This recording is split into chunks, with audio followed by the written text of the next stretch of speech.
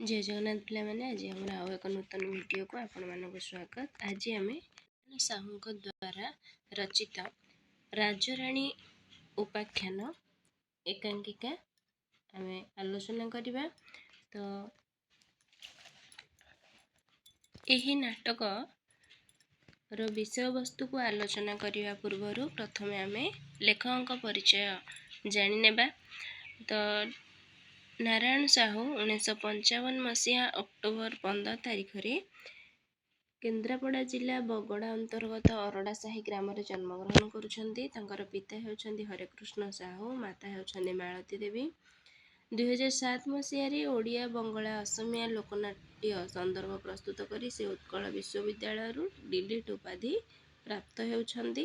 ତାଙ୍କର ନାଟକ ଗୁଡ଼ିକ ମଧ୍ୟରେ ଆମେ ଦେଖିବା ମୂକ, ପୁନଶ୍ଚ ସଂଗ୍ରାମ, କାହାଣୀ ସବା ଶେଷ ଲୋକର, ସୁବର୍ଣ୍ଣ ସକାଳ, ପ୍ରାୟଶ୍ଚିତ, କ୍ରାନ୍ତି, ଅଧା ଦେଖା ସ୍ୱପ୍ନ, ନିଷିଦ୍ଧ ସଳାପ, ଶେଷ କଥା, ଆଶ୍ରା ଖୋଜି ବୁଲୁଥିବା ଈଶ୍ୱର, ଉପାସନା, ପ୍ରଶ୍ନ ଇତ୍ୟାଦି। ତ ଆଶ୍ରା ଖୋଜି ବୁଲୁଥିବା ଈଶ୍ୱର ନାଟକଟି ପାଇଁ ଲେଖକ ଓଡ଼ିଶା ସାହିତ୍ୟ ଏକାଡେମୀ ପୁରସ୍କାର ପାଉଛନ୍ତି। ଦୂର ଆକାଶର ତାରା, ଏହିପରି ତାଙ୍କର ନାଟକ ଗୁଡ଼ିକ ରହିଛି। ପରବର୍ତ୍ତୀ ସମୟରେ ତାଙ୍କର ଏକାଙ୍କିକା ଗୁଡ଼ିକ ଆମେ ଦେଖିବା ସବୁଜ ଅନ୍ଧାରର ରଶ୍ମି, ଭୂଷା, ଶେଷ ଅଙ୍କ, ମହାପୁରୁଷ, ଯାହା କହି ହୁଏନା, କାଳିଦାସ କଥା, ବଦନାମ ଅମୃତମ, ନାହିଁ ନାହିଁରେ ନକ୍ସା, କୁମ୍ଭକର୍ଣ୍ଣ, ପୂର୍ବରାଗ, ବିରାଗ, ବଡ଼ପୁଅ, ଚିତ୍ତ, 920, ଗୋଡ଼ ଖସିଗଲେ, ଝଡ଼ର ଫୁଲ, ଉପନ୍ୟାସ ବି ଏମିତି ହୁଏ, ଉତ୍ତର ପର୍ବ, ଅପରାହ୍ନର ଆକାଶ, ଅଭିମାନ, ରେବତୀ। ତ ଏଇଗୁଡ଼ିକ ହେଉଛି ତାଙ୍କର ଏକାଙ୍କିକା। ଆଲୋଚ୍ୟ ରାଜରାଣୀ ଉପାଖ୍ୟାନ ନାଟକ ବା ଏକାଙ୍କିକାଟି ସମାଜର ତୃତୀୟ ଲିଙ୍ଗୀ ବା ଯାହାକୁ ଆମେ ଥାର୍ଡ଼ ଜେଣ୍ଡର ବା ଟ୍ରାନ୍ସଜେଣ୍ଡର କହୁଛେ ସେହି ସମସ୍ୟା ଉପରେ ଆଧାରିତ। ମୁଖ୍ୟତଃ ତୃତୀୟ ଲିଙ୍ଗୀ ସମସ୍ୟା ଉପରେ ନାଟକଟି ଆଧାର ହୋଇଥିଲେ ମଧ୍ୟ ସମାଜର ଅନ୍ୟ ଏକ ସମସ୍ୟା ଯାହାକି ଧନିକ ଗୋଷ୍ଠୀଙ୍କ ଗର୍ବ, ଅହଙ୍କାର, ଆତ୍ମ ବଢ଼ିବା ଯୋଗୁଁ ସାଧାରଣ ପରିବାରଟିଏ କେଉଁଭଳି ଭାବରେ ପ୍ରତିକୂଳ ପରିସ୍ଥିତିର ସମ୍ମୁଖୀନ ହୋଇଥାଏ ତାହା ମଧ୍ୟ ଏଥିରେ ବର୍ଣ୍ଣନା କରାଯାଇଛି।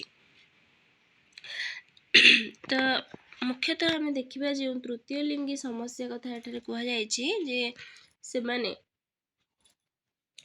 ଯେଉଁ ନାରୀ ଆଉ ପୁରୁଷ ଦୁଇଟି ଜାତି, ସ୍ୱତନ୍ତ୍ର ଜାତି ରହିଛି ସମାଜରେ, ସେମାନଙ୍କୁ ଯେଉଁଭଳି ଭାବରେ ସମ୍ମାନ ମିଳିଥାଏ, ସେମାନଙ୍କର ମନ ବା ତାଙ୍କର ଇଚ୍ଛା ଯେମିତି ସେମାନେ ପୂରଣ କରିଥାନ୍ତି ବା ସମାଜରେ ଯେଉଁଭଳି ଭାବରେ ଖୁସିରେ ବଞ୍ଚିଥାନ୍ତି, ଏଇ ତୃତୀୟ ଲିଙ୍ଗୀ ମାନେ ସେହିଭଳି ଭାବରେ ସମ୍ମାନ ପାଇପାରିନଥାନ୍ତି। ସମସ୍ତେ ତାଙ୍କୁ ଗୋଟେ ଅଲଗା ନଜରରେ ଦେଖନ୍ତି, ତାଚ୍ଛଲ୍ୟ କରନ୍ତି, ରାସ୍ତାରେ ଚାଲିଲା ବେଳେ ହସନ୍ତି।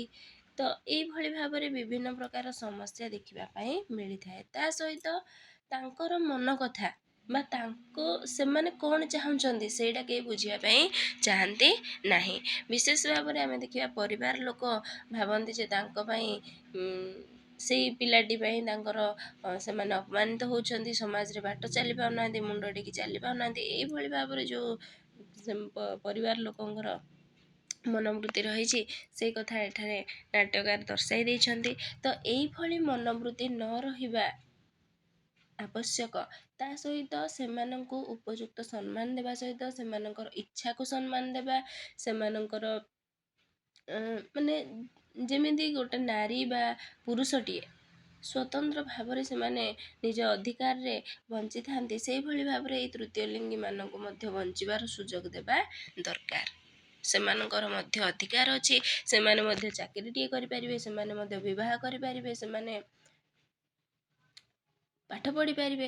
ସବୁ ପ୍ରକାରର ସୁବିଧା ସମାଜରେ ଯେଉଁ ସବୁ ସୁବିଧା ରହିଛି ଗୋଟେ ସାଧାରଣ ମଣିଷ ବଞ୍ଚିବା ପାଇଁ, ସବୁ ପ୍ରକାରର ସୁବିଧା ସେମାନଙ୍କୁ ମିଳିବା ଦରକାର ବା ସେମାନଙ୍କର ଅଧିକାର ଅଛି ସେଇଭଳି ଭାବରେ ବଞ୍ଚିବା ପାଇଁ।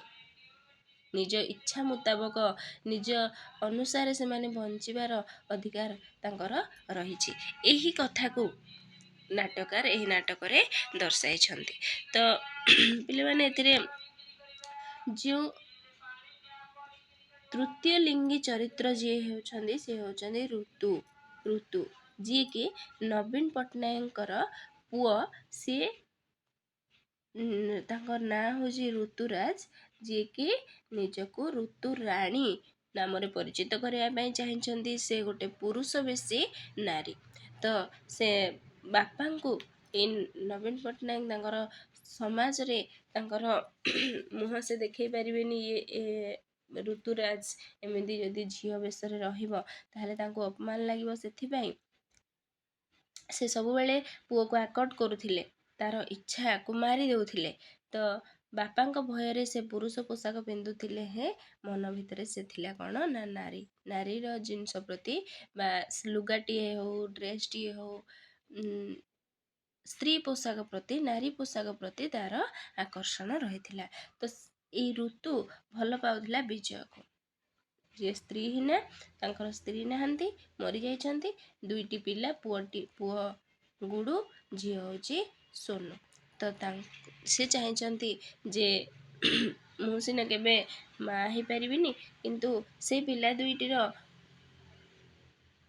ଦେବକୀ ମା ନ ହେଇପାରିଲେ ମଧ୍ୟ ଯଶୋଦା ମା ହେଇପାରିବି।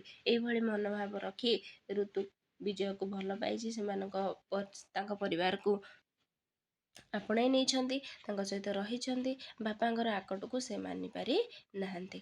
ତ ନାଟକରେ ଏଇ ଚରିତ୍ରର ଏଇ ସମସ୍ୟା କଥା ଏଥିରେ କୁହାଯାଇଛି, ଯାହାକି ମୁଖ୍ୟ।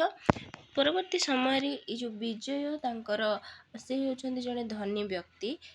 ସେ କ'ଣ କରିଛନ୍ତି ନା ସୁନିତା ଯେଉଁ ଚରିତ୍ର ରହିଛନ୍ତି, ସୁନିତା ଆଉ ନିଗମ, ତାଙ୍କ ପୁଅ ନିଗମ, ଯିଏକି କ'ଣ ହେଇଛି ନା ସୁନିତାଙ୍କ ସ୍ୱାମୀଙ୍କର ଆକ୍ସିଡେଣ୍ଟରେ ମୃତ୍ୟୁ ଘଟିଛି ବିଜୟଙ୍କ ଗାଡ଼ିରେ। ସୁନିତା ଯେତେବେଳେ କେସ୍ ଦେଇଛନ୍ତି ସେ ହାରି ଯାଇଛନ୍ତି, କାରଣ ଯେହେତୁ ବିଜୟର ପଇସା ଅଛି, ସେ ପଇସା ଦ୍ୱାରା କେସ୍ଟିକୁ ଚାପି ଦେଇଛନ୍ତି। ଆଉ ସୁନିତାକୁ ପଇସା ଦେଇଛନ୍ତି, କିନ୍ତୁ ସେ ତାଙ୍କ ସ୍ୱାମୀଙ୍କ ଆଦର୍ଶରେ ଅନୁପ୍ରାଣିତ ହୋଇ ଏ ପଇସା ନେବା ପାଇଁ ରାଜି ହୋଇନାହାନ୍ତି। ତ ପରବର୍ତ୍ତୀ ସମୟରେ ଆମେ ଯେତେବେଳେ ନାଟକର ପରିସମାପ୍ତି ଘଟୁଛି, ସେତେବେଳେ ସମସ୍ତେ ନିଜର ଭୁଲକୁ ବୁଝିପାରିଛନ୍ତି। ବିଜୟ ତାଙ୍କର ଭୁଲ ବୁଝିପାରିଛନ୍ତି। ତାଙ୍କର ଆତ୍ମମଡ଼ିବା, ଗର୍ବ, ଅହଙ୍କାର ମାଟିରେ ମିଶି ଯାଇଛି। ନବୀନ ମଧ୍ୟ ତାଙ୍କର ଯେଉଁ ପୁରୁଷ ବେଶୀ ନାରୀ ବା ତାଙ୍କର ଯେଉଁ ତୃତୀୟ ଲିଙ୍ଗୀ ସନ୍ତାନଟିର ମନ କଥା ବୁଝିପାରିନଥିବାରୁ ସେ ମଧ୍ୟ ତାଙ୍କର ଭୁଲ ସ୍ୱୀକାର କରିଛନ୍ତି। ଶେଷରେ ପରିବାରର ମିଳନ ଘଟୁଛି। 3 ପରିବାର, ନବୀନ ବାବୁଙ୍କ ପରିବାର, ତା ସହିତ ସୁନିତାଙ୍କର ପରିବାର, ବିଜୟଙ୍କ ପରିବାର, ଏହି 3ଟି ପରିବାରର ମିଳନ ଘଟୁଛି। ସୋନୁ ବିବାହ କରୁଛି ନିଗମକୁ, ସେ ପସନ୍ଦ କରୁଥିଲା, ତାକୁ ବିବାହ କରିଛି। ତ ଏଇଭଳି ଭାବରେ ନାଟକର ପରିସମାପ୍ତି ଘଟୁଛି। ତ ପିଲାମାନେ, ଯେହେତୁ ଏଇଟା ଆପଣଙ୍କର +3 ସିଲାବସ୍ରେ ରହିଛି ଏ ନାଟକଟି, CPT ଏଣ୍ଟ୍ରାନ୍ସରେ ଏଇଥିରୁ କ୍ୱେଶ୍ଚିନ୍ ଆସିବାର ସମ୍ଭାବନା ରହିଛି। ତ ଏଇ ଭିଡ଼ିଓଟିରେ ଯେତିକି ତଥ୍ୟ ଆମେ ଆପଣମାନଙ୍କୁ ଦେଇଛୁ, ନିଶ୍ଚିନ୍ତ ଭାବରେ ଆଶା କରେ ଆପଣମାନଙ୍କୁ ଉପାଦେୟ ହେବ। ତ ଧନ୍ୟବାଦ ପିଲାମାନେ। ଏହିପରି ନୂତନ ଭିଡ଼ିଓ ପାଇବା ପାଇଁ ଆମ ଚ୍ୟାନେଲକୁ ସବସ୍କ୍ରାଇବ୍ କରିଦିଅନ୍ତୁ, ଆମ ସହିତ ଯୋଡ଼ି ହୋଇ ରହିଥାନ୍ତୁ, ସାଙ୍ଗସାଥିମାନଙ୍କ ସହିତ ମଧ୍ୟ ସେୟାର କରିଦିଅନ୍ତୁ। ତା ସହିତ ଆଉ ଗୋଟେ କଥା କହି ରଖିବା ପାଇଁ ଚାହେଁ ଯେ ଆପଣମାନଙ୍କ ଫିଡ଼ବ୍ୟାକ୍ ଆମ ପାଇଁ ନିହାତି ଆବଶ୍ୟକ ରହିଛି। ତେଣୁ କମେଣ୍ଟ ମାଧ୍ୟମରେ କ୍ଲାସ୍ଟି କିପରି ଲାଗୁଛି ତାହା ମଧ୍ୟ ଜଣାଇବାକୁ ଅନୁରୋଧ। ଧନ୍ୟବାଦ।